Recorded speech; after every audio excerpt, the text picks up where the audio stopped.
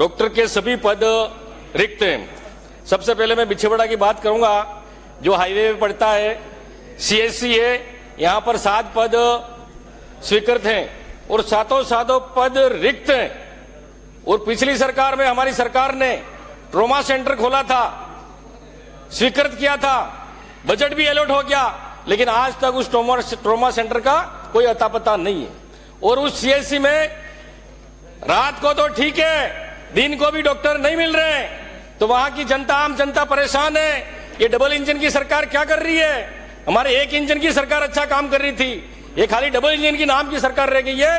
हर hospital में सब रिक्त पद पड़े हुए वो भरे जाएं। इसी तरह से ये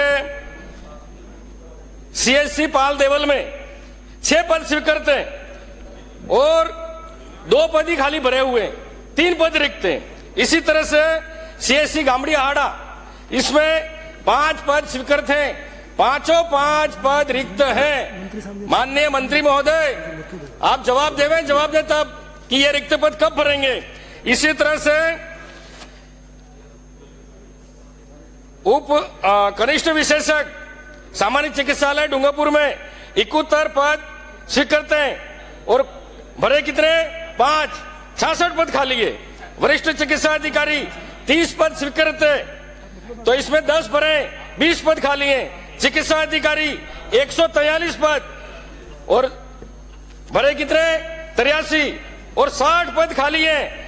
चिकित्सा अधिकारी दंत के 5 पद स्वीकृत हैं, 1 ही पद भरा है, 4 पद खाली हैं। इसी तरह से माननीय सभापति महोदय, हमारे टीएसपी एरिया में जनजाति बाहुल्य क्षेत्र है, गरीब है, पिछड़ा है, आदिवासी वहां रहते हैं और इनको आज सही सरकार की योजनाओं का फायदा नहीं मिल रहा है। कांग्रेस सरकार में 25 लाख तक का निःशुल्क इलाज फ्री मिल रहा था, लेकिन आज वही स्थिति आ गई है, वापस उनको गुजरात प्लान करना पड़ता है। छोटी सी बीमारी के लिए एक्सीडेंट हो जाए, हाथ फ्रैक्चर हो जाए, पैर फ्रैक्चर हो जाए, तो हमें उदयपुर आना पड़ता है, वो भी प्राइवेट में पैसे देने पड़ते हैं। तो ये सरकार, डबल इंजन की सरकार क्या कर रही है?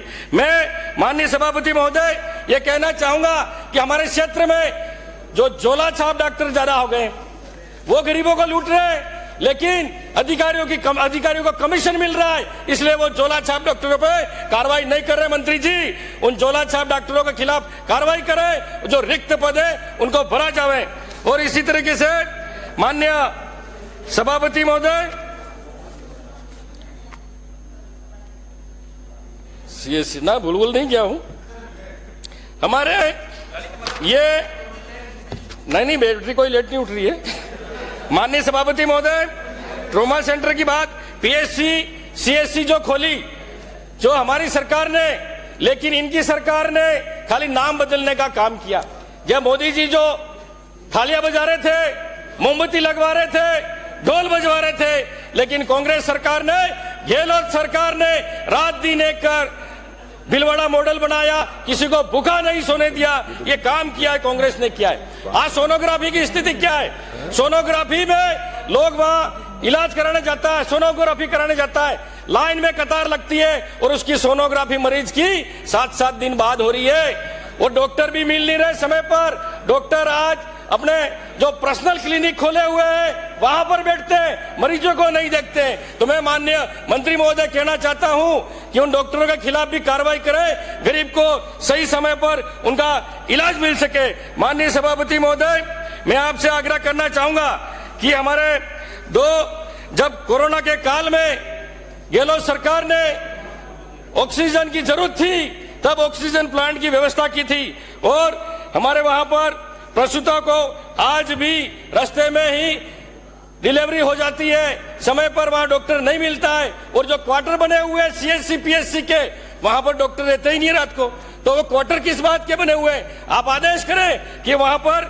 वो रहे, कि गरीबों को सही समय पर इलाज मिल सके।